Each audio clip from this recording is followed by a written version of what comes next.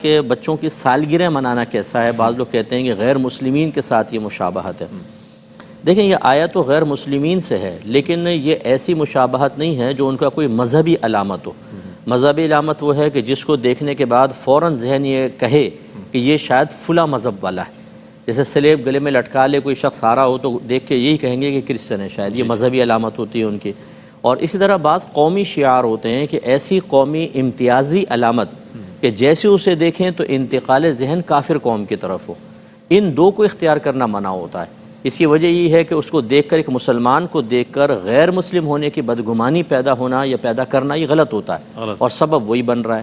اب سالگرہ جو ہے نہ وہ کسی کا قومی شعار ہے نہ مذہبی شعار ہے، تو یہ اس سے ہٹ کر ہے۔ اور جب ایسی کوئی چیز مسلمانوں میں عام ہو جائے تو بلا کراہت جائز ہے۔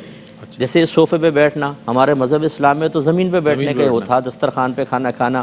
آج دیکھیں ٹیبل کرسی پہ کھانا کھا رہے ہیں، برش کا استعمال، چمچے کانٹے کا استعمال، پھر یہ دیگر کپڑے وغیرہ جدید ٹیکنالوجی سے استفادہ کرنا، یہ سب وہیں سے آیا ہے۔ تو یہ کیا مطلقاً اگر غیر مسلمین کی چیز استعمال کرنا یا ان کے طریقے اختیار کرنا منع ہوتا تو غلط ہوتا۔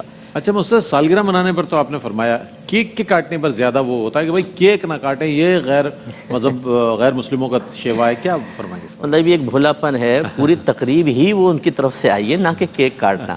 تو کیک کاٹنے میں بھی کوئی مسئلہ نہیں ہے۔